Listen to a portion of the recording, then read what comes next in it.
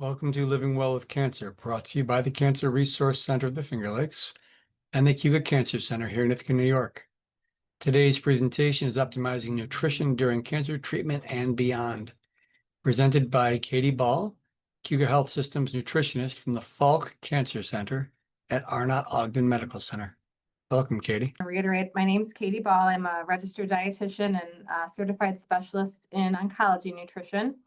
And I'm just not too far away from you all in Elmira at the Arnott Falck Cancer Center. So thanks for having me today. We're going to be going through kind of a broad range of topics in nutrition as far as what to do during treatment, how to get through some of the side effects you might have, but then also what is a healthy diet for cancer and how can you implement some of those interventions. So we'll get started here. I don't have any disclosures to report. I will mention some specific products perhaps throughout this presentation, but I don't have any affiliation with the makers or sellers of these. Just to kind of clarify what a registered dietitian is, if you've maybe have or haven't worked with one before, but we're the food and nutrition experts, so there's specific academic and professional requirements to qualify for registered dietitian or registered dietitian nutritionist.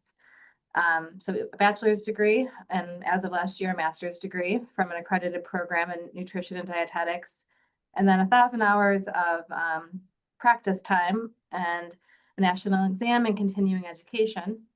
And then some dietitians also have advanced areas of specialty like in oncology. So our objectives for today would be to identify some strategies to mitigate common, what's called nutrition impact symptoms. I'll define that more here shortly. We'll look at what is a healthy diet for cancer prevention and for survivorship. Hopefully we'll be able to list at least 2 foods that can help fight cancer at the end of this, and have a bit of a strategy to include these in a meal plan overall. Right, and now I just want to chime in for one moment, if I may. Yes. Just let Mary and Joe know that this is, as you see, it's being recorded. But if you have a question that's of a personal nature that you don't want, it'll be recorded and then put on YouTube on our channel for our clients to view, or anyone in the public who wants to. So if you have a question of a personal nature you don't want shared, I can either pause the video, which I'm recording, which I'm more than happy to do, or you can ask at the end when I stop the recording. So please know that, you have those options. Thanks, Catie. Thank you. Thank you, Bert. Yes, absolutely. A little bit of background. Cancer is obviously very common. Approximately 39% of men and women will at some point in their lifetime have that diagnosis. The top 5 in the United States are breast cancer, prostate, lung, colon, and uterine. And malnutrition is also very common in cancer patients. And that can be from both the treatments and also from the cancer itself. So we know that malnutrition is important to address. It increases side effects of treatment and it can decrease quality of life.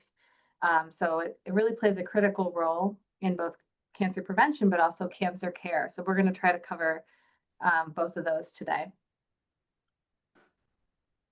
So I mentioned that term, nutrition impact symptoms.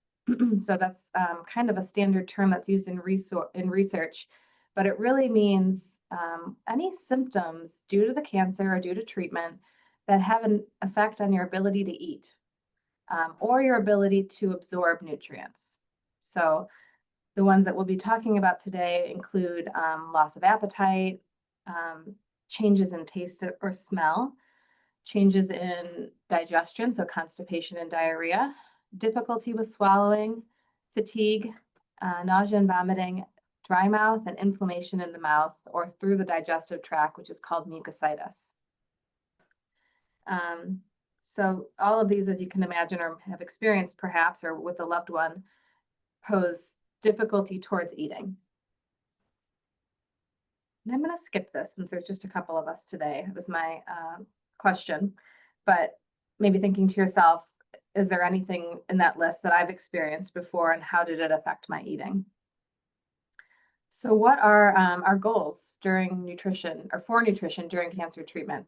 Well, we certainly would want to address any nutrition deficiencies, either, helping to support recovery from them if you're starting with that or preventing them from occurring. Limiting loss of lean body mass. And lean body mass is similar to muscle mass. It includes skeletal muscle, but it also includes our bone, our organs, our body water. So basically everything in the body besides our fat mass that adds weight. Maintaining quality of life. You know, when you have a hard time eating, that can really affect every other area of your life. It can affect, you know, your socialization, we tend to do this 3 times a day. So it can really have this major impact on how you're feeling and your quality. Nutrition goal would be to avoid breaks in treatment due to side effects or due to weight loss. Certainly avoiding hospitalizations, which is more likely with infections, and that's more likely with malnutrition. And maintaining independence. So, you know, when we lose lean body mass, that can affect our ability to take care of ourselves and our independence overall. So these are kind of the broad areas that we look at as far as goals during cancer treatment. So you can kind of touched on these going through, but what are consequences if we aren't addressing these symptoms? Well, we would have more weight loss, more both of fat and of lean body mass. Dehydration is a common one and can certainly occur. Malnutrition really is specific criteria where it's a certain degree of weight loss and a degree of muscle and fat beneath the skin loss. Electrolytes in our blood chemistry, so things like potassium and magnesium can get low. It can cause delays in treatment if we're not recovering between cycles. And then, you know, the worst case is hospitalizations and life-threatening consequences. So studies do suggest that nutrition interventions during treatment are associated with fewer interruptions in treatment, less hospitalizations, and improved quality of life. So let's talk about how we manage these side effects. First one that we'll cover, poor appetite, which includes not feeling hungry, but also feeling full quickly, which is called early satiety, where you just a small amount of food or a lot less food than usual fills you up. So we want to think about smaller and more frequent meals, which when your appetite is down is maybe not the first thing you think of. It's hard to eat, you know, your normal times a day. So eating more often might not be the first thing you think of.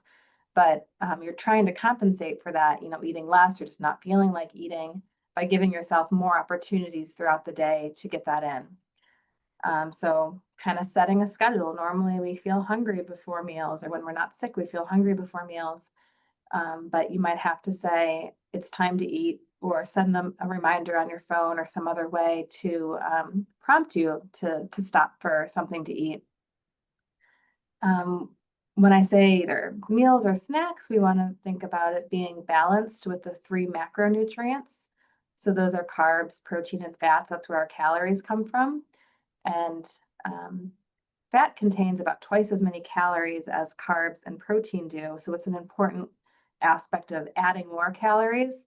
But we certainly need carbs for energy, and we need protein for our immune system, our muscle, so many body processes. So it's important to get all 3 of those in.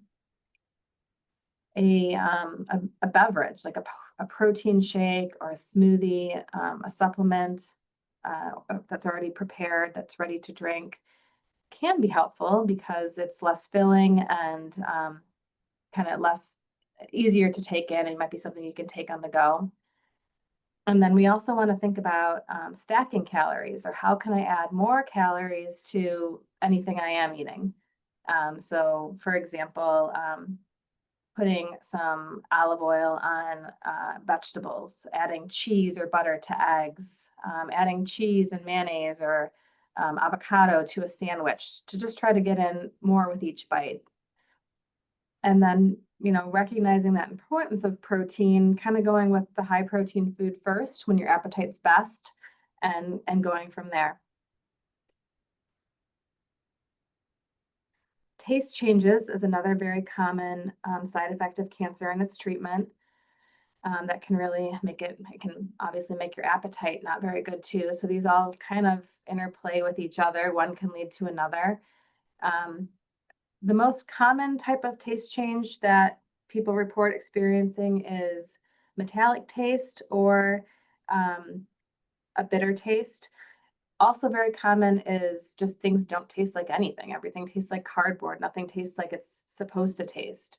So it makes it hard to want to eat when you just don't get that, feedback. So if you have metallic taste, making sure that you're avoiding other sources of metal. So even something like silverware, where, it's just going to be more heightened when you use a flatware that's made of metal. So using some bamboo silverware or plasticware can be helpful for that. There is a specific product that some of my patients have found helpful. It's called Metaquil. It's available to purchase over the counter. It's designed specifically for metallic taste. So that's, you can kind of try a product. My number one go-to that I always come back to is just using a baking soda and salt rinse. And I think I have a recipe for that coming up in these slides, but oral care is really important, but can be challenging. So using a mild rinse, like a baking soda and salt rinse, can be helpful. Adding more flavor sometimes is the answer. If everything is bland, try marinating meats. Try adding flavorful sauces or condiments to things. You might find that there's a specific taste that, like garlic, I can actually taste that and it tastes good. Or tomato products, I hear it from people often. If you have other side effects that you need to avoid, like spicy or acidic, that's not always an option. But if it is, that can be quite helpful. And meat is a common one where it doesn't taste right or it doesn't taste good. So sometimes a marinade can really be a benefit to that. And then if things are too sweet or everything is too salty, like trying to balance those flavors that kind of to balance out the food. So adding some honey or maple syrup to something if everything is too salty or too bland, or adding like some vinegar or lemon if things are too sweet. So it's really an individualized challenge, but I guess encouraging you to try different things and to recognize that taste changes are going to lead to decreased intake. So being proactive with finding some ways to improve it. Dry mouth is another common side effect, not just of cancer, but just a lot of people have that as a pre-existing issue that might become worsened. So first thing would be make sure you're staying hydrated.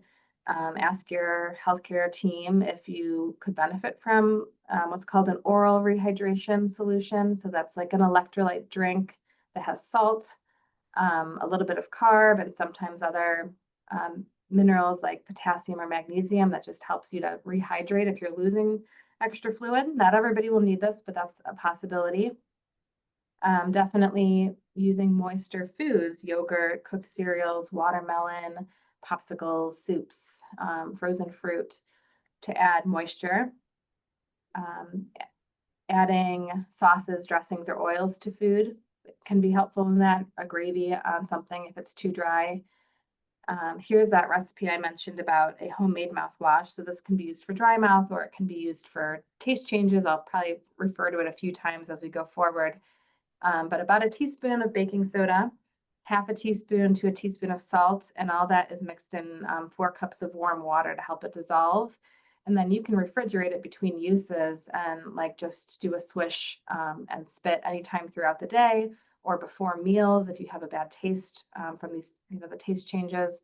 It can be very soothing and it's, practically free as opposed to a lot of these products that can get kind of expensive and may not work any better. There is evidence that acupuncture helps with dry mouth. So if that's available to you and you're interested in that, I would encourage it because there's good evidence that it can be helpful. And then like sugar-free lozenges can also help to stimulate saliva production. So keeping those on hand can be helpful too. So gastrointestinal changes, so we'll go through diarrhea and then constipation next, can be quite common during cancer and treatment. It's really an inflammation. There's a lot of different causes of diarrhea, but it's an inflammation in the digestive tract where things are just moving through too quickly and not being able to absorb fluids and nutrients in time. So most importantly is, the biggest side effect of this is dehydration. So making sure that you're increasing electrolytes and fluids, both from foods or from a drink like Pedialyte or Gatorlyte. That's that oral rehydration solution I mentioned.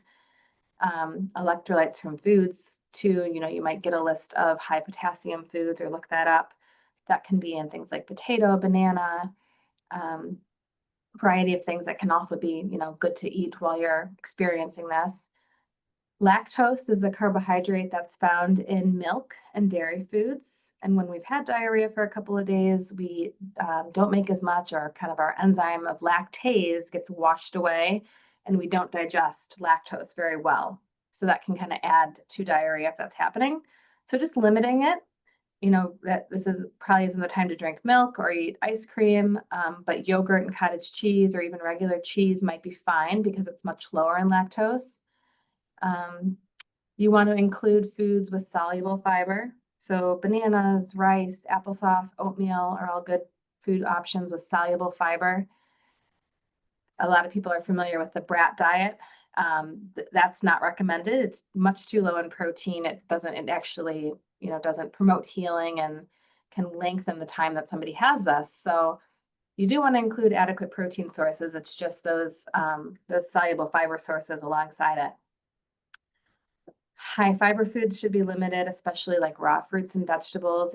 There's not enough time to digest them well, so they can really worsen symptoms.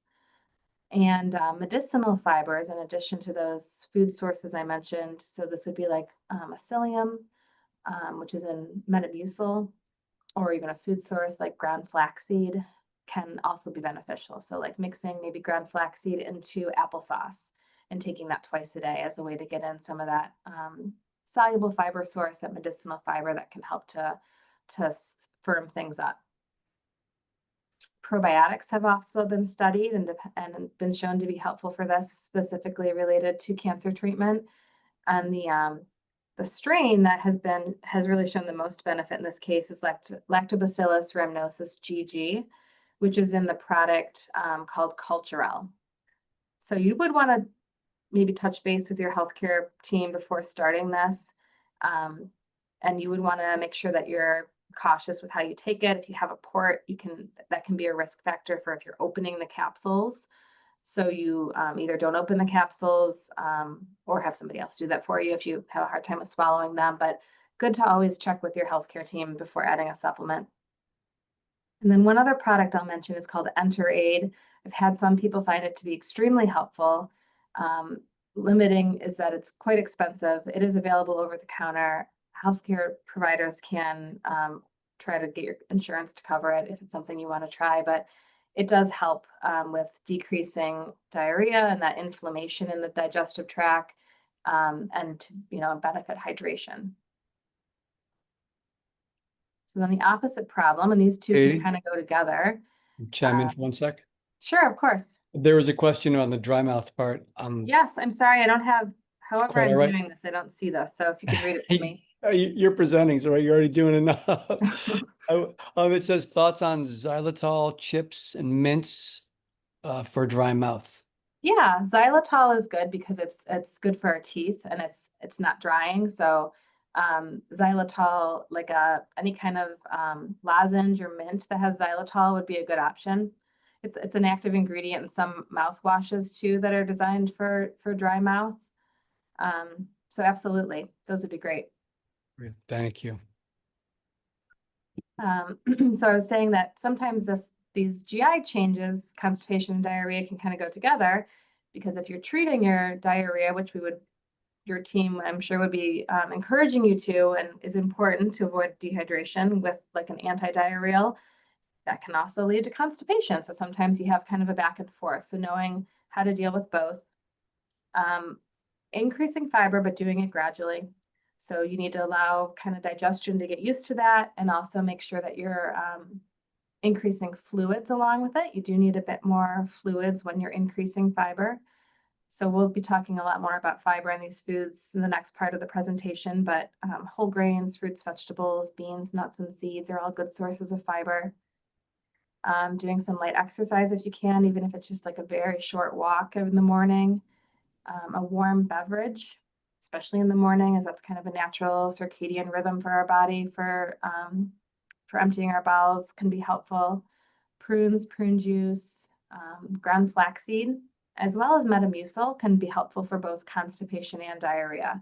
So the ground flaxseed is actually one of my first go-tos because it can help with both areas, and it's, you know, a food source, so you're getting some nutrition from it too.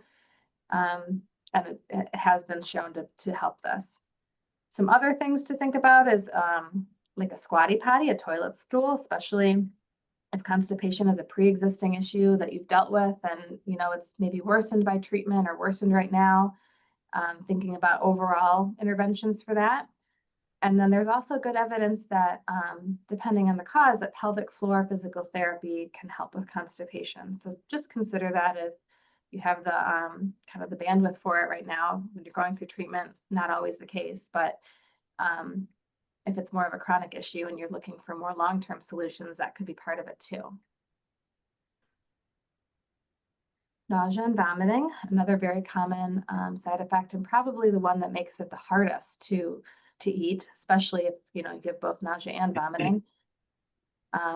Strong odors can really trigger that for people. So room temperature foods, or having somebody else cook for you, or separating the cooking from the eating so that you don't have, you know, more nausea around that can be helpful.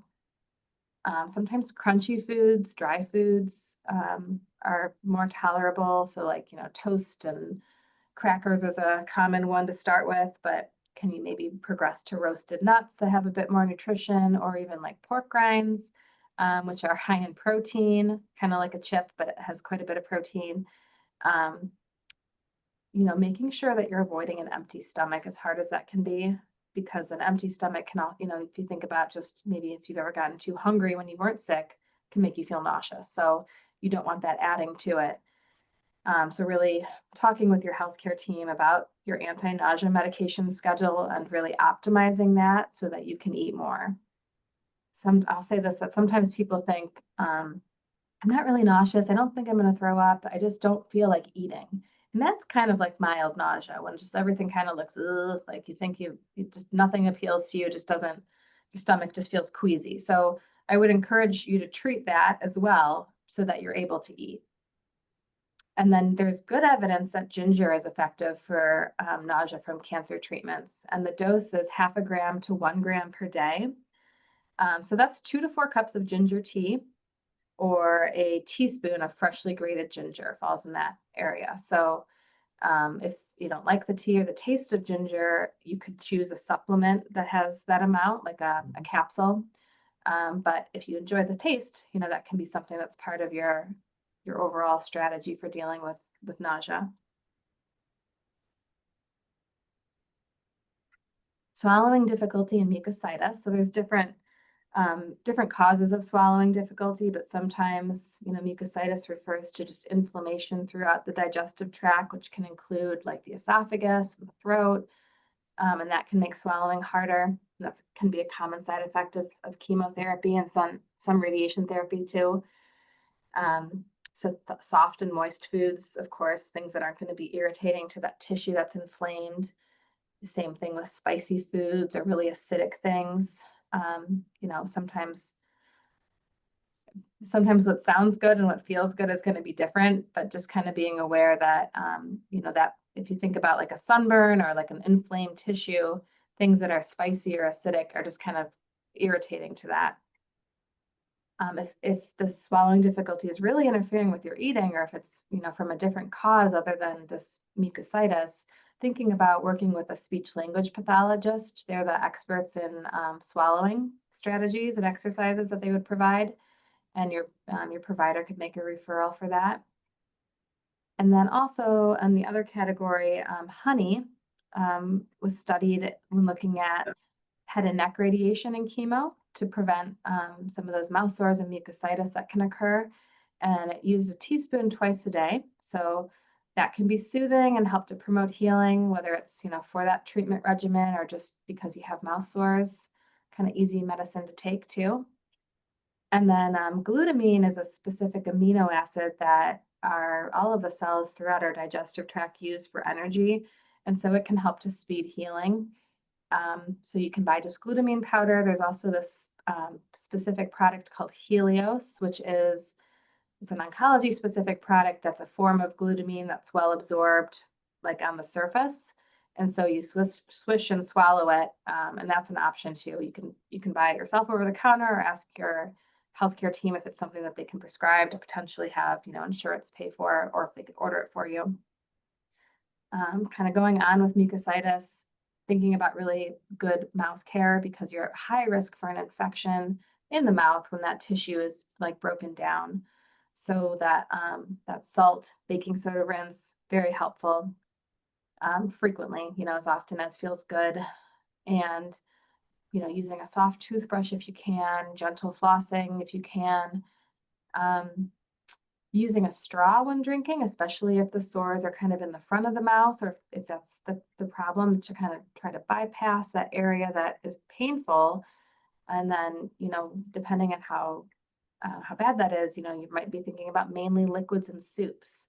So making sure that those are very fortified with protein and calories, so that if you are switching to a mostly liquid diet, you're still getting in enough calories and protein to aid healing. Sometimes along with that inflammation, there's like increased mucus production. So you might find that it's, difficult to clear. So sparkling water can help to kind of gargle with that, can help to break it up. And so those are some tips for both of those areas that can be helpful, but this is certainly a difficult one. So making sure that you're getting all the support from your healthcare team that you can with this. This is our last, nutrition impact symptom. And I call it kind of like the universal side effect of cancer and treatment is fatigue.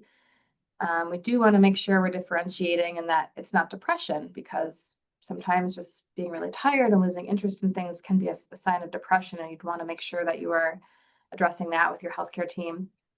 But fatigue is super common, and the first three, basically just kind of some self-care things, making sure you're hydrated, because if you're not, that's going to add to the fatigue. Consuming, a well-balanced diet with enough calories and protein. If you're not eating enough, that's going to increase fatigue. And actually exercise is an evidence-based intervention for cancer-related fatigue. And it can be in very short spurts, maybe 10 minutes of mild to moderate exercise. But that can help with sleep, and it can also just help with energy levels. Think about when you've been if you're sleeping more or not moving much, you start to lose muscle, and that adds to fatigue.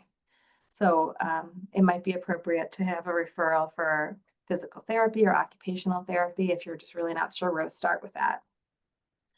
So foods that are just kind of easier, less work to eat, that don't require as much chewing, certainly not as much preparation, or hopefully having some help from friends, family, or community. Smoothies and shakes, less energy is needed for chewing, but also for digestion. Thinking about sleep hygiene as a term, maybe you've heard or not before, but it kind of refers to all the things you do to prepare for a good night's sleep, or even throughout the day. So there's lots of different things that have been studied and found to help with sleep. And, oftentimes with fatigue, you might be sleeping more during the day and then trouble sleeping at night, and it's a vicious cycle.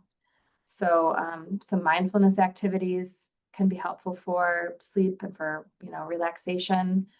A couple that I'm familiar with that I really like, there's a recording or a breathing exercise called Soft Belly, and it was developed by the Center for Mind-Body Medicine. If you Google that, you'll find a recording on YouTube and also on their website. It's just a simple breathing exercise where you're relaxing your belly, taking full deep breaths and then exhaling through the mouth, and, kind of has you center in a couple places in the body. So something very simple like that you can, listen to once and then do on your own.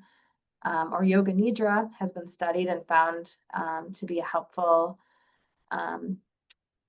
intervention. It's a guided relaxation essentially, but it's been specifically studied for stress and for, prompting that relaxation response. So really looking at it from a big picture, what things are contributing to fatigue other than just the cancer and the treatment, and how can I get better rest so that I have more energy?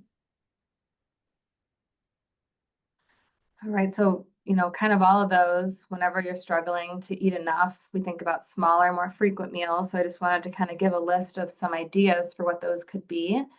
And a lot of these also are trying to stack calories. So, when you think of, oh, I'm gonna have oatmeal, a lot of people, when they tell me they have oatmeal, it's just a packet of instant oatmeal, which is fine, but it doesn't have much protein or much calories. So how can you, whenever you're choosing something, and if you're needing, more calories, more protein, or you're having trouble eating enough, it's like, how can I get more into every bite? So oatmeal, can you add flaxseed, hemp hearts, chia seeds, or other nuts, with maybe Greek yogurt? Can you add even maybe a little bit of heavy cream or some butter or coconut oil to add more fat to that meal? English muffin with peanut butter, banana, and honey. So these are also, all of these are carb, protein, fat containing meals, which I had mentioned kind of at the beginning. In eggs, I do utilize heavy cream a bit. That's an easy one for adding in extra calories with just a small volume. So in soups or in eggs or in mashed potatoes, when you're really needing those extra calories, is helpful. And you can throw in some healthy veggies in this too.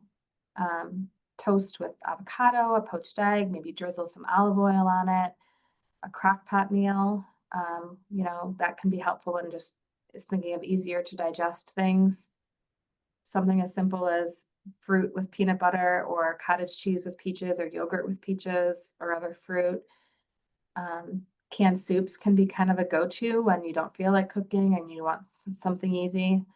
But think about that as maybe like a starter, and how can you add more to it? Adding some olive oil, adding a little extra beans or chicken to boost the protein.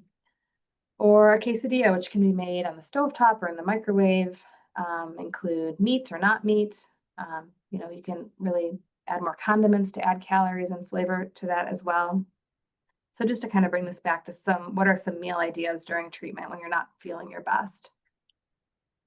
Let's kind of pause here if there's any questions related to that, because we are kind of switching gears. You can, of course, ask questions at the end too, but if there is anything at this point, I'm happy to answer.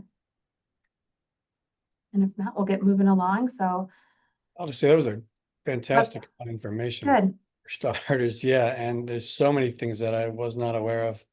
good. I'm glad to hear that. Yeah. And Absolutely.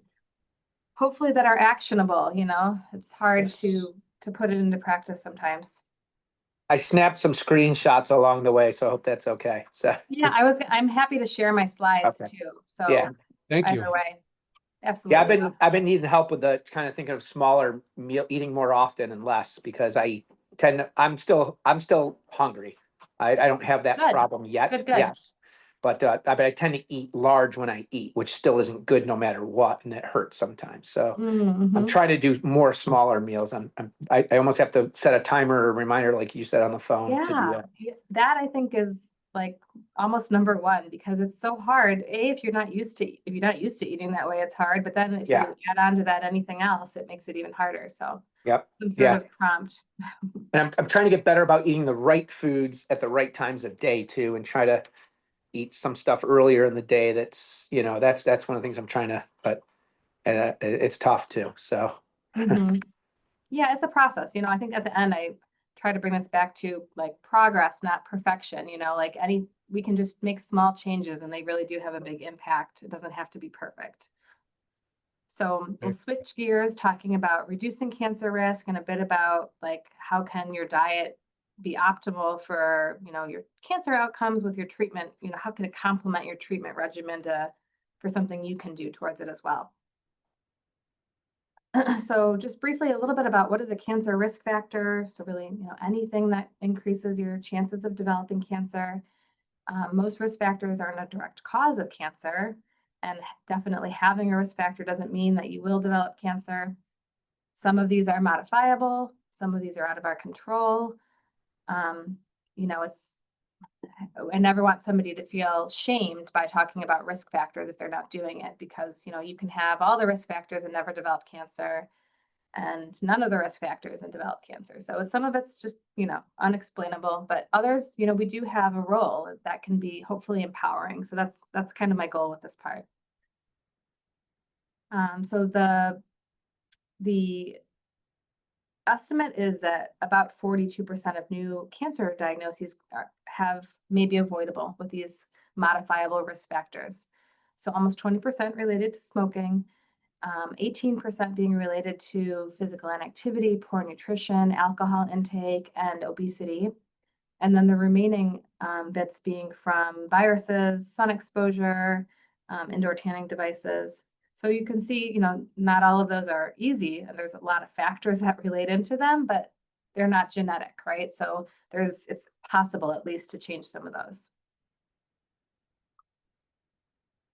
I think I kind of have said this, but yeah, we're looking at the big picture of rather than an individual, but as a community, a country, or world, what are things that we can do to reduce the number of cancer cases? So the American Institute for Cancer Research and the World Cancer Research Fund has a very large, long document of reviewing a lot of studies and what is the evidence on various factors related to cancer. And from that review, they've come up with these 10 cancer prevention recommendations.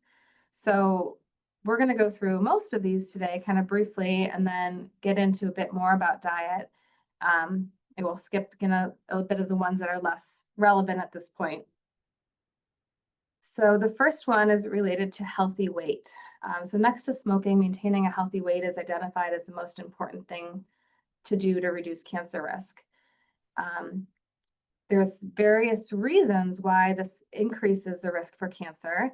So the fat around our organs, our visceral fat or belly fat is metabolically active, meaning that it secretes hormones. It's not just there.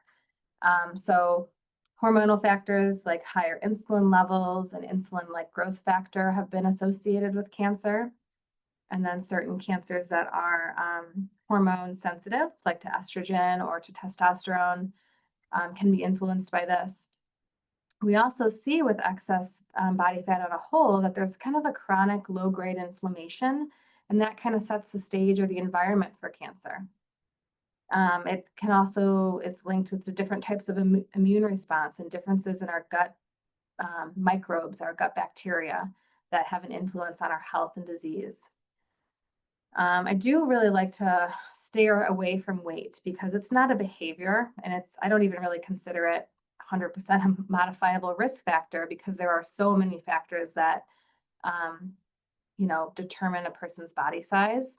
And also you can be at various sizes and be healthy. So while a lot of unhealthy behaviors are associated with higher body weight, they're not always causal. So I think the takeaway is really, let's keep the focus on a healthy lifestyle, not the scale.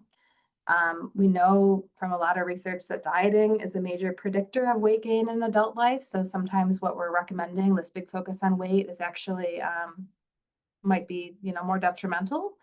And there's certainly mental health concerns related to dieting and a weight focus. So, we're looking at this as lifestyle changes that you want to continue forever. Nobody goes on a diet and continues it forever, almost exclusively. So we want to mention this, this association, but kind of keep that focus on the next items that we'll be talking about, like physical activity. So being physically active as part of everyday life has been shown to reduce cancer risk. It certainly does promote a healthy weight and body fat level. Independent of that, it can improve our hormone balance. It can promote healthy bowel function. So people who exercise tend to have they have less constipation, and that is a risk factor for certain cancers like colon cancer. And it's good for our immune system. We see measurable increases in immune cells with exercise. So, ideally active for at least 30 minutes a day, but start wherever you are. If you can be adding a 10-minute walk most days, that's improvement, and there's benefit from any amount. But, the guidelines do say aiming for 150 minutes of moderate exercise a week or 75 minutes of vigorous. And then including some strength training too, at least twice a week, all our major muscle groups. So that's kind of like that bar to go for at some point, but know that, you know, even if you're not meeting that, any kind of exercise is going to be beneficial, regardless of body weight. So that's the great part there. A plant-based diet has been shown to be protective. So the American Institute for Cancer Research, this is their third recommendation, is moving towards a plant-based diet that's rich in whole grains, vegetables, fruits, and beans, making these a major part of your usual diet. So like 2/3 of the plate. It's going to be high in fiber, high in phytochemicals, which we'll talk more about, but those are nutrients and plant foods that have a beneficial effect on our health. And then it's been shown to, you know, have hormonal changes that are beneficial. So one of maybe the more interesting ones to me is that when we have a high fiber diet, it lowers our insulin levels, and that lowers our circulating level of estrogen, because the fiber is able to carry out, as our body is detoxifying extra estrogen, it's eliminating it. Whereas when we don't have enough fiber, sometimes that's reabsorbed. So high fiber, plant-based diet kind of goes together because all of these foods are high in fiber.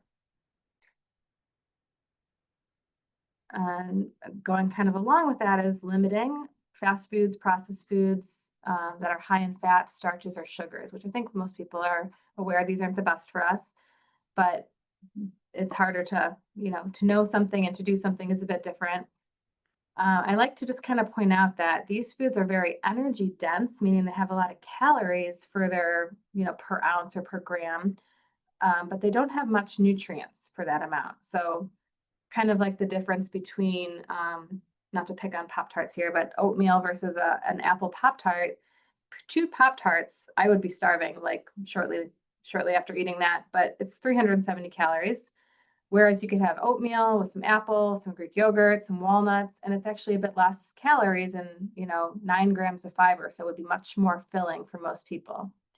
So that's kind of the difference between nutrient dense foods, being the oatmeal, and calorie dense foods, and also nutrient poor in that case of a Pop-Tart.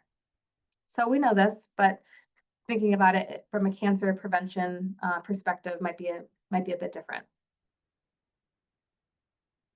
Red and processed meat. So the recommendation is from the research, is to eat no more than a moderate amount of red meats. So that's beef, pork, and lamb. And little, if any, processed meats, more like special occasion for those.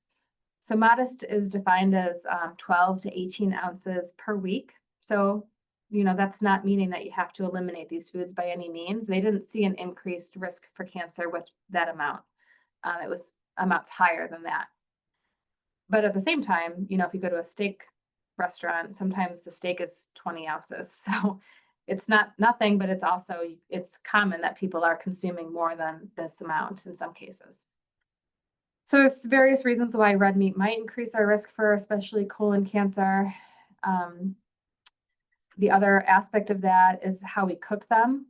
So when meats are charred, especially something like the grill where you get a lot of blackening, that actually is creating a different type of carcinogen right on the meat that you're consuming. So it's called heterocyclic amines and polycyclic aromatic hydrocarbons. No need to even try to remember that, but they're both carcinogens that are formed when meat is charred. So when you are consuming these, thinking about using moisture, so maybe like a crock pot, or, you know, and then you can even still put it on the grill, but cooking food so that it spends less time in that direct heat and gets that char is going to be a healthier option. There's also evidence that adding a marinade to meat, so before you grill your chicken, marinating it in olive oil and lemon, garlic, any herbs, actually reduces the formation of any carcinogens or cancer-causing chemicals. So that's a delicious and, you know, healthy way to try that. And then for processed meats, you know, bacon, ham, salami, hot dogs, really thinking about them as special occasion or less often. Maybe look at how often am I having these and what's a realistic goal to cut back, you know, maybe by 50% or 25%, and kind of go from there by finding replacements for them.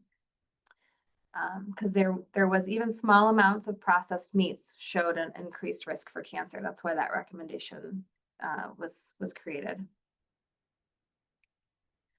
Sugar sweetened beverages. This can be a contributor to, no, not hot dogs. I know, I'm sorry. I've had lots of patients tell me that for sure. I don't mean to, I'm not booing on any foods, but just thinking, how can we maybe shift away from them, find alternatives, and enjoy them when we do, without guilt or any, fear. Definitely don't want to create any fear around eating. There's no food that causes cancer. It's the overall pattern of your eating. So sugar sweetened beverages, is linked, can contribute to weight gain and also to hormonal shifts like that increase in insulin that I had mentioned. They don't leave us feeling full, so people can get a lot of calories from them without really realizing it, because it doesn't cause us the same hormonal responses when we eat a meal, but can be just as many calories as a normal meal. Natural fruit juice is a fruit serving, so it's not considered a sugar sweetened beverage, but it's still recommended to limit those to just 4 ounces a day. Alcoholic beverages, sometimes there's some confusion around, is some amount of alcohol healthy because of it related to cardiovascular health. But for cancer, really any amount is not recommended. So there's no recommendation to include some for cancer prevention. And if you do choose to drink alcohol, limiting it to the 1 drink a day for women and 2 drinks a day for men or less would be recommended. It's linked to different cancers. You can see through the mouth, the esophagus, breast cancer, colon cancer, stomach, and liver. So I don't know if sometimes that's a surprise too, is that it's not just liver cancer or mouth oral cancers, but there are several that do find an increased risk with excess alcohol intake. They also, the AICR, the American Institute for Cancer Research, doesn't recommend dietary supplements for cancer prevention. So when we're talking next too about all these nutrients that we find in food, there's like a question of, okay, well, if I'm not getting them in food, should I take them as a supplement? And there has not been any evidence to show that is helpful. Like it can't really replace what you find in a food. There's really a synergy that happens with foods when we consume them. So it's not just that one nutrient that maybe we know about, but how it interacts as a whole. So you can't necessarily replace that. It doesn't discourage the use of like a multivitamin, or if you have a deficiency, or if your provider says you don't get enough of this, you need to supplement it. That's not what this is saying, but just that you can't recreate a plant-based diet with, the individual components as a supplement. And in some cases, there's risk to supplements. Like there was a large study that looked at high-dose beta-carotene, which is a precursor to vitamin A, and lung cancer. And they stopped the study because they were seeing an increase in lung cancer. So in that case, vitamin A or even the beta-carotenes, there's other types of carotenes, they work differently together because foods don't have that risk. But when it's taken out of its natural form, it was not helpful. And then there's also been some concern with selenium supplements. Selenium is an antioxidant, but it had an adverse effect on prostate cancer risk in a study that was looking at that. So caution with supplements, more is not better, and really getting some individualized recommendations from a healthcare provider is best. All right, so what is it about a plant-based diet that is so protective or so helpful? Why do they recommend this eating pattern? Well, there's definitely several components to it, nutrients in food that help to protect against cancer. And we'll kind of look quickly at phytochemicals, antioxidants, vitamins and minerals, and essential fats. Catie, Yes. I just want to chime in. So I just noticed my thinking. When I hear you say plant-based diets, in my mind, that means vegan. Okay, good. I'm glad that you brought that up. Yeah, what does plant-based diet mean? Yes, I'm starting to let's think maybe define that's it not what it first. means. Yeah, so a plant-based diet could be vegan. Certainly vegan is a plant-based diet, but it can also, when we were talking about like up to 12 to 18 ounces of red meat, that can be part of a plant-based diet. So it means that, most of your plate or most of your nutrition is coming from whole grains, beans, nuts and seeds, fruits and vegetables. Like that makes up the majority of your diet. And then it can certainly still include meat and fish and, processed foods and other things, but the bulk of it is coming from those whole plant foods. And actually, I think in a couple of slides, I have some pictures and a bit more definition of like, what could that look like? But that's a great question. Thank you for asking that. Welcome. Yeah, plant heavy, like Yes, yeah, plant heavy. I've been mishearing it for years. Yeah, so like there's like a Mediterranean diet is one of the best studied ones, and that's considered a plant-based diet. It still includes fish quite regularly, which is beneficial, and it usually does include meat and chicken and turkey, but it's a smaller portion of the plate. It's Mm, almost like our standard American diet has like a large portion of meat, probably equal sized portion of starch and maybe a smaller portion of vegetables. right, So it's right. kind of turning those proportions around. You could still maybe even have the same foods with some, more addition of other plant foods, but still include your starch and your meat. It's more about the proportion. You don't have to eliminate anything. It's like, what am I going to eat more of that I would say is like the most Gotcha. majority of my diet? Thank you. Yeah, thank you for clarifying that.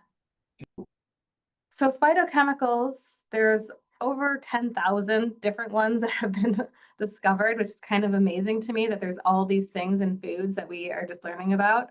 So these are different than like our vitamins and minerals that we know those are essential to life. We can live without phytochemicals if you can't necessarily have deficiency at this point, but they have a lot of, they work in the body and are beneficial to our health, and they're part of natural whole foods.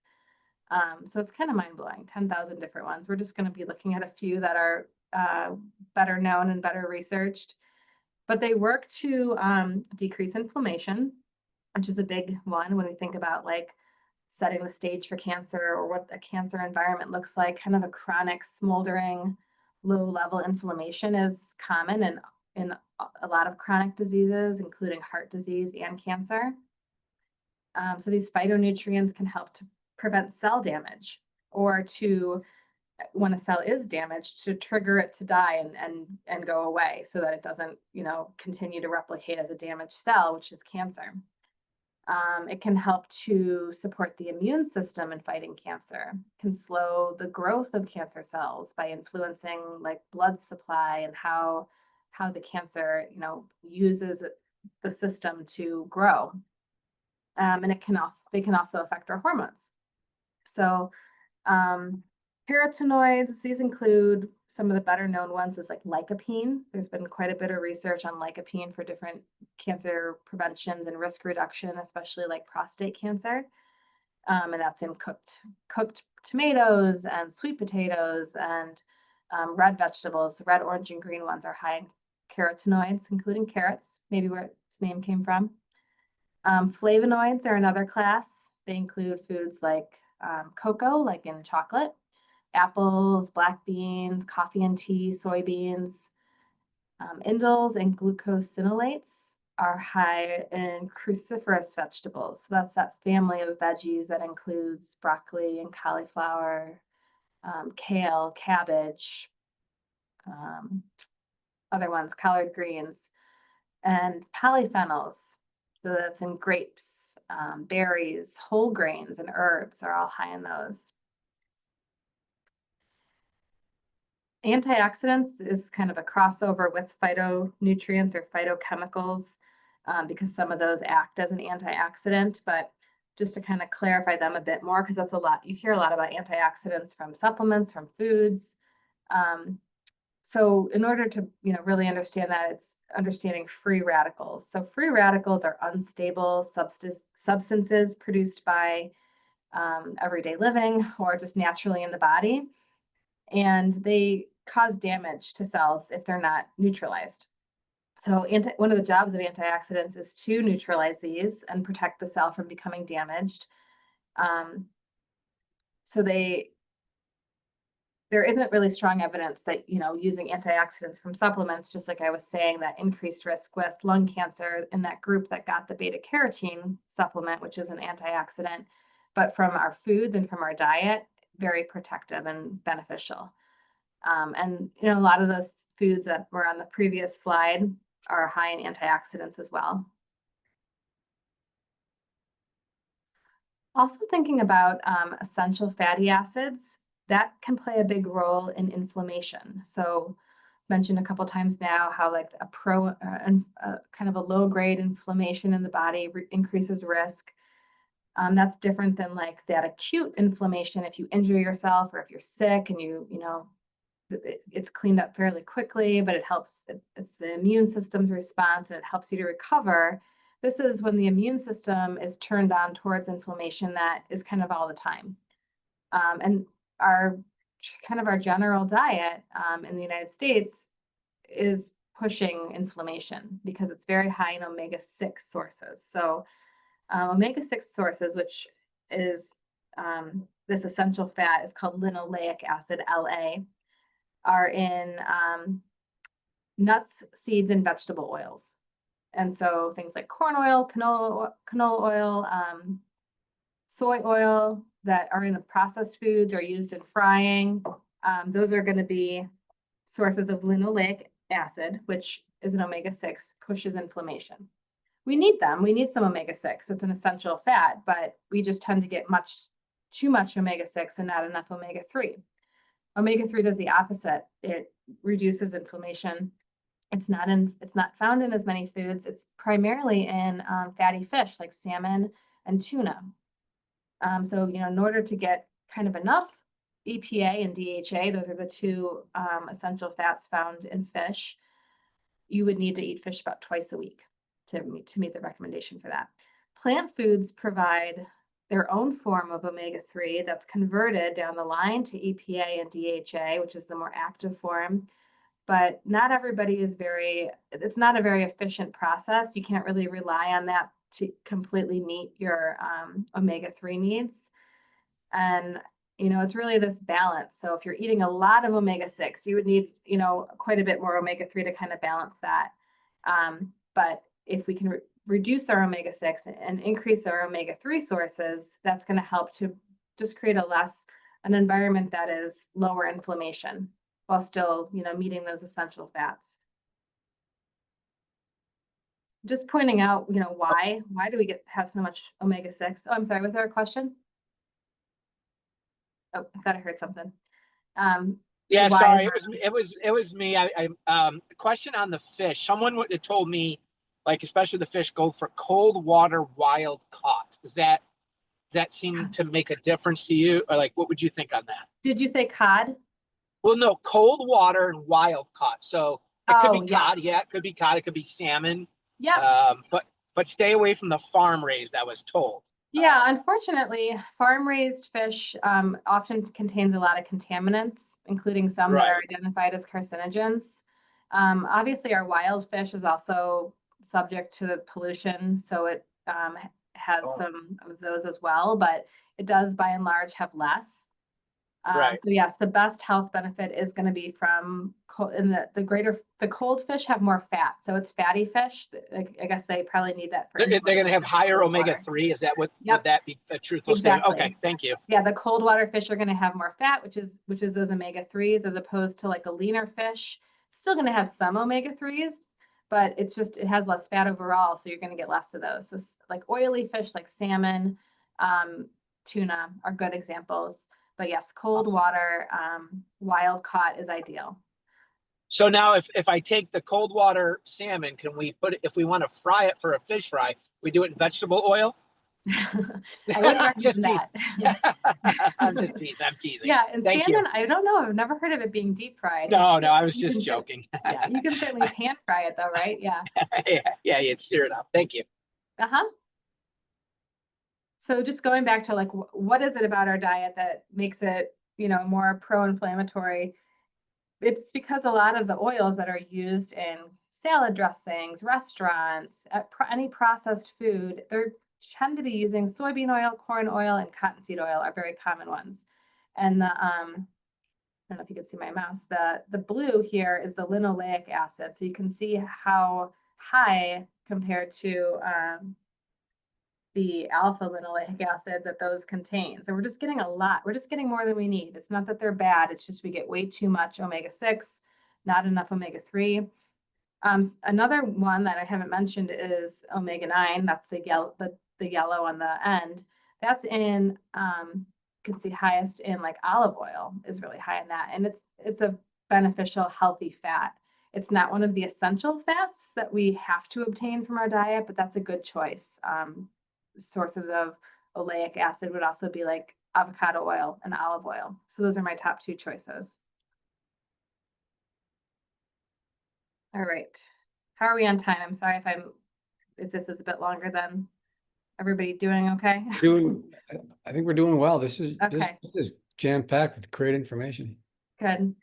So Yeah. now kind of switching over to how do we put this into a plan to fight cancer? So I should have started with this a little bit ago of what does this plant-based diet look like? What does that mean? Does it mean I can only eat plants? Well, no, absolutely not. You can do, this shows, 2/3 or more of all these plant foods, and then 1/3 or less of animal protein. And really just moving towards more plant-based foods, the whole grains, the veggies and fruits, and eating smaller portions of meat.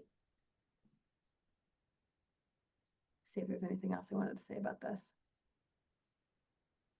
Yeah, so just that fundamental principle that it's the biggest part of your meal or your plate or your diet overall. So here, the American Institute for Cancer Research has some fun graphics about foods that fight cancer, kind of highlighting some that are particularly high in these phytonutrients or antioxidants. So just thought I would kind of show some of these, as humble as the apple, which grows in New York and is usually available year round, to berries and cherries, cranberries,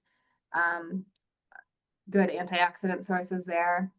These are all really high in fiber as well, which is a big part of what makes a plant-based diet beneficial. Then, moving on to some vegetables, we talked about the cruciferous vegetables, which also includes Brussels sprouts up there. I don't think I mentioned that one before. These ones are really important for our body's natural detoxification system. So it helps to like neutralize added extra hormones that we have circulating, and supports our liver and detoxification. Garlic and all those in that family, the allium compounds, that would include like onion, of course, and leeks, have some of these same things. Anti-cancer activity is promising. These are lab studies, so they look at like, what does this do in a cell? Oh, wow, it has these mechanisms that could be protective of cancer. So it's not like eating garlic as a cure for cancer, but it's showing benefit in the body to fight cancer in various ways. Other foods, I want to mention soy because sometimes that gets a bad reputation, which is unwarranted. Well, especially I was also talking about soy oil being very high in omega-6s, and that's true, but whole soy foods are a really great plant-based protein option. There was conflicting information about breast cancer and soy at some point because soy contains phytoestrogens, so plant type estrogens. I think the name is probably what got it into trouble, but it doesn't act in the same way as estrogen. What the phytoestrogens do is bind to our estrogen receptors and block more active different forms of estrogen that are more dangerous from binding. So they are either neutral as far as breast cancer risk, or in some studies have been shown at all stages of a breast cancer journey to be protective. So just want to emphasize that soy is definitely a healthy food. It's high in fiber. It can help to replace animal-based protein.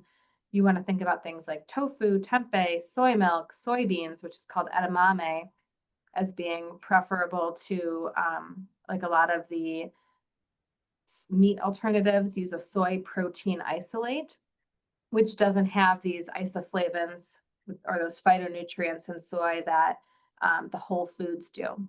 So not that they're just not providing the same health benefits. They're fine to have, but you're not getting the whole food benefit of it. Can you, Another one, oh, I'm sorry. question for you. Can you speak to like fermented soy versus unfermented? Because I've heard information about that a bit, that the fermented is healthier. Yeah, fermentation in general is a great option for food preparation, but it does unlock certain nutrients. It makes it easier to digest. It makes more nutrients more bioavailable or more usable by the body. And certainly there's some like miso would be a great fermented soy. Tempeh is fermented, very high in protein. So Okay. and they would be a good option. So I'd heard that unfermented soy can be unhealthy for us in certain amounts. I didn't know if that was accurate, but I didn't research the, I think like Michael Pollan mentioned it, but I didn't go, deep diving into it or anything. I don't think so. I think we want to be cautious with just using a lot of like that soy protein isolate. But as far as like soy milk and edamame, when that's been studied, I really still consider it to be a healthy food and like a good replacement for other types of animal proteins. But I would agree that fermented soy is more nutritious. It has more nutrition available in it, but not that the other forms need to be like omitted. Right, thank you. Yeah. The other one I was going to mention here is mushrooms because they have been studied. They're, medicinal mushrooms are one thing. I'm talking more culinary mushrooms, so like shiitake and baby bella mushrooms, and even the very common white button mushroom. Any mushroom consumption has been correlated with less cancer. So it's a beneficial food. It has phytonutrients in it. It's a good protein source and can help to replace, animal sources too, while meeting protein and other kind of nutrition needs. It has a specific antioxidant in it called, I'm not sure if I'm going to be able to say this, ergothioneine, but it's not found in other places. So it kind of has some unique nutrients to it that is associated with a lower cancer risk.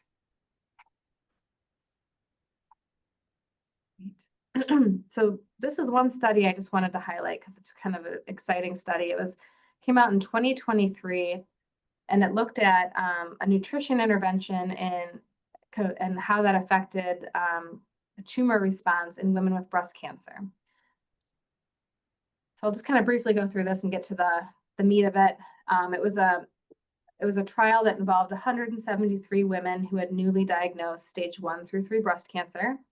And they were either assigned to usual care or had a home-based, meaning they did it themselves, exercise and nutrition program that was counseling with an oncology certified dietitian.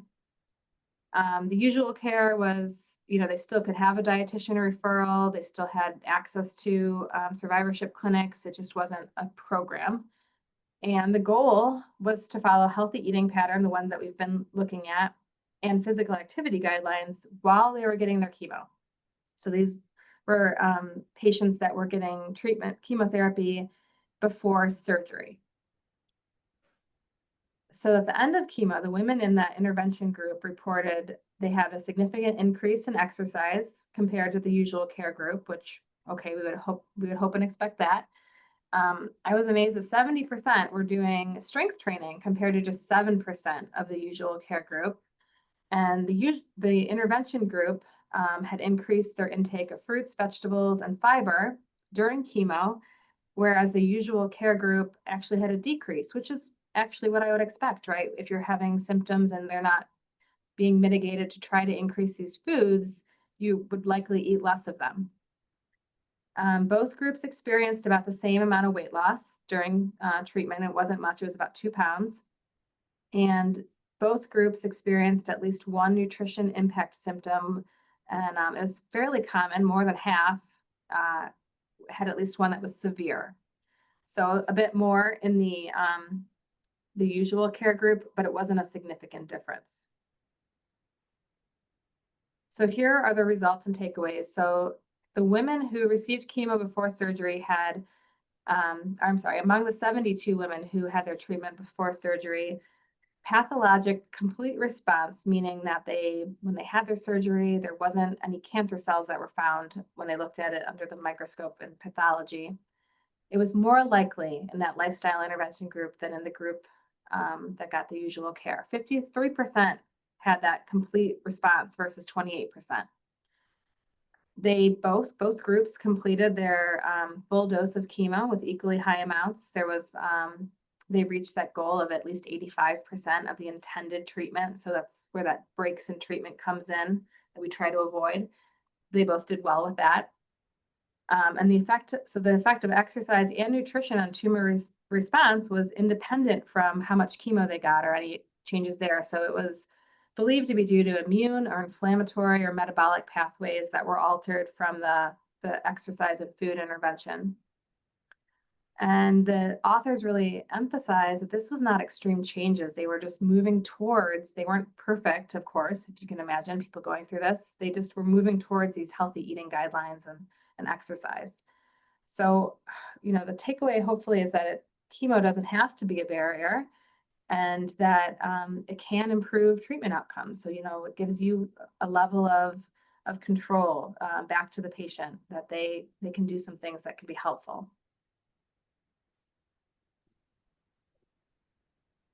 All right, so kind of wrapping up here, how do I add these foods to my plate? First step seems obvious, but you have to have the veggies and fruits on hand. So I think the best strategy for that is to have a variety. Keep fresh, keep frozen, keep canned vegetables, canned fruits and dried fruits, so that you don't have to have something that requires a lot of preparation every time. You can just throw that bag of spinach into the pasta dish, or just heat up a side of mixed vegetable. It doesn't have to be fancy every time.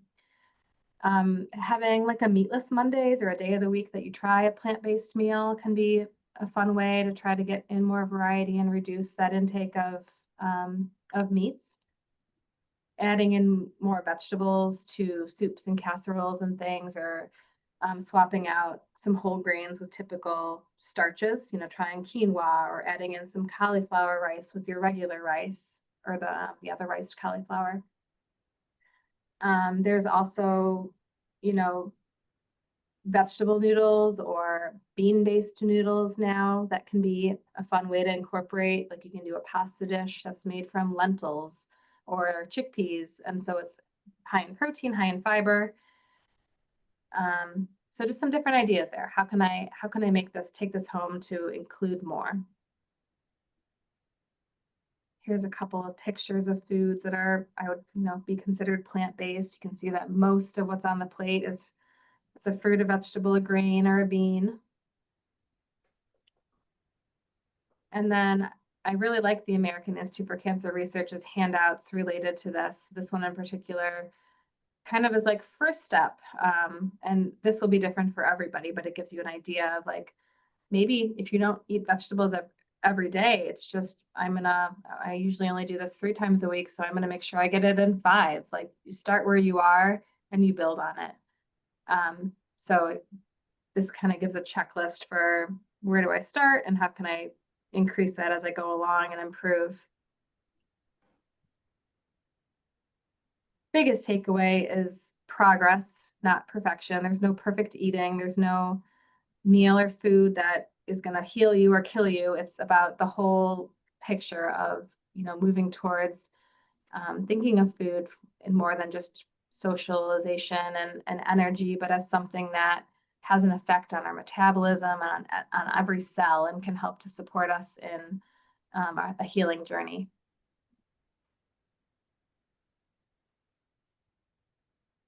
So it's nice to have a personalized plan kind of thought out with somebody who goes through what is it that you eat usually, what do you like, what don't you like. So if you're looking for a registered dietitian, you can start with your healthcare team. But the Academy of Nutrition and Dietetics has a tool for finding one as well in your area. And here are some other resources. Again, I'm happy to share my slides, so these are available. But that have recipes, a 10-week health challenge, and various, tools that can help on this journey. All right. So that's the end of my slides, and I'm happy to take any questions. Let me see if I can go back to seeing you guys. Let's see. All right. All right, let's see if we can try, maybe this will do the trick. There we go. So first of all, that was fantastic. Oh, good. I'm glad. Oh my gosh, it was so thorough. Sometimes I try to pack in too much information, so I apologize if could have Oh, cut some out, but it's like I wanted to share it all. no, it's excellent. I was taking notes, I was taking photographs. I'm looking forward to once it's up on our website. I wanted to ask you the 12 to 18 ounce meat in a week by the American Institute for Cancer. Was that, how do I want to ask this? I'm curious if they were looking at percentage of vegetables to meat, or if they were simply looking at how much meat was in the diet and if that might make a difference. Yeah, potentially. I think it was, those are like observational studies where they just are looking at cancer incidence and then having people recall how much meat they ate to try to, so they're not perfect studies, but there is a strong association between that higher amounts of meat. But no, they didn't do it as a trial where they could have said, well, if you eat this many vegetables, does that, take away from the harmful effect of too much meat? But one of the things about meat and how a plant-based diet is probably also protective is that when we consume a lot of meat, we're getting more arachidonic acid, which is a type of fat. It's not an essential fat, but it is kind of that one down the line that promotes inflammation. So just like that vegetable oil that actually converts to arachidonic acid, but meat contains arachidonic acid. So we're actually increasing that pro-inflammatory fat from a diet high in meat. So that might be part of it as well. Thank you. And when it said dietary supplements were not recommended, what I took from that was they're saying, eat what, and tell me if this is wrong, eat well, get your nutrients from your food. If you want to take supplements, sure, but make sure you're taking the right ones and that the ones you are taking are not too high amounts. It's like, it's not Yeah, just a that's a substitute perfect for eating summary. well. Okay, this was great. One of the things that if people don't eat fish and they're really not, because you can't really meet your omega-3 needs from those plant sources. They're not high enough. They don't have a high enough conversion to the more active forms. I sometimes do recommend a fish oil supplement just to kind of like almost as a multivitamin for that though, like you're not getting this from your diet. So not a super high amount, but a fish oil supplement might be something that somebody wants to consider if they are like, I don't eat fish, I'm not gonna eat fish.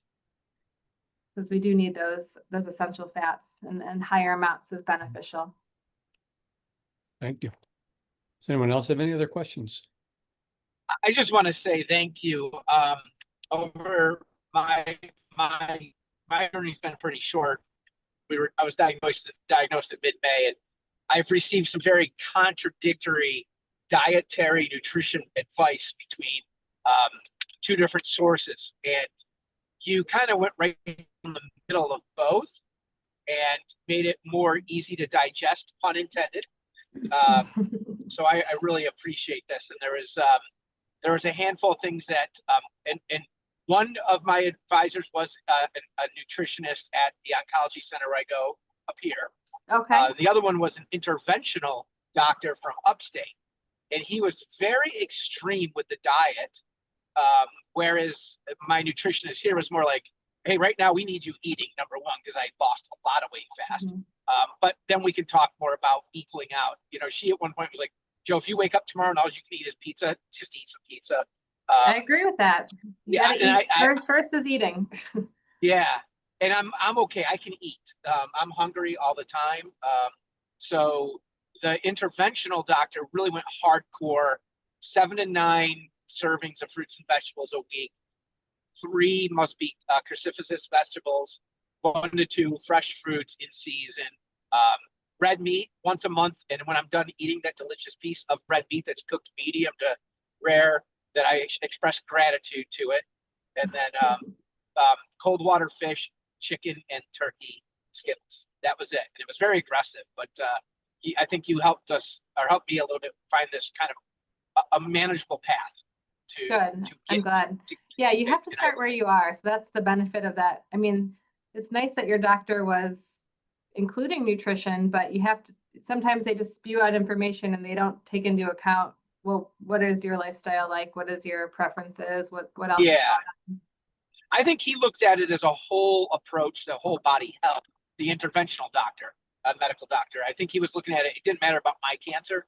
He's just talking what's good for you as a whole. And Yeah. because he's even like, get rid of shellfish. And I'm like, whoa, wait, I like some scallops. He's like, they're not good for you. And they're just, and I think that's not to the cancer. I think that's more towards like, I think shellfish have more of like for heart issues or something, right? Or cholesterol, maybe. Or, I am a fan of shellfish. They have some nutrients that are hard to get in other places. So I'm not sure why he or she would have been. could I ask what do you get out like from shrimp, or what kind of nutrients? Selenium, iodine are big ones Okay. that are hard to get in other places. You know, Good, all okay. seafood has a little bit of omega-3, so you get a little bit, but you Tiny know, bit, yeah. like I think it was either you or Bert that mentioned the cold water wild fatty fish being the best. Yeah, awesome. And I like salmon and that type of stuff, so that's easy for me.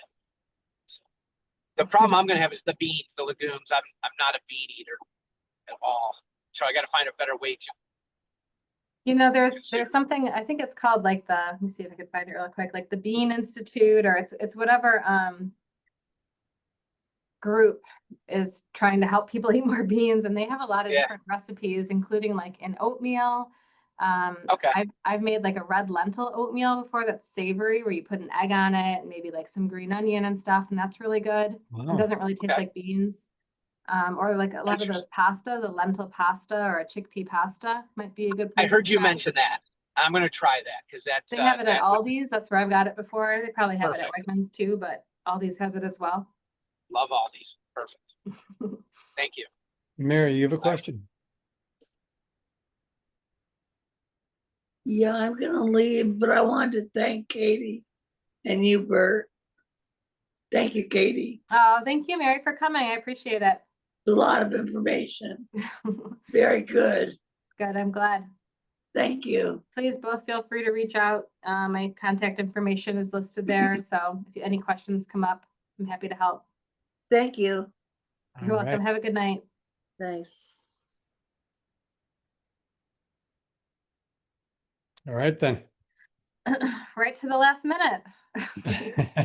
That's Thank great. you guys for hanging in with me till 7 o'clock. Yeah, you're absolutely welcome. Thank you. And I hope we connect more as far as you know, the patients down there and the services that Absolutely. we offer. Yeah, and if you ever get up here and you want to, you know, on business hours and you want to see our organization, we'd love I would love to. I'm gonna plan on that. I'll contact you before I make sure you're there and it's a good day, but I would absolutely like to be able to speak more to it and refer our patients, and even like how you do the email blast, to give that as an option for the folks here that maybe would want to do these webinars and things. I'm sure we'll refer to the presentations that are available. Yeah. Great. All right. All right. Have a good night. Thank you both. All right. Thank too. you. Thank you both. Thank you both. Thank you. All Take right, care. Jill, take care.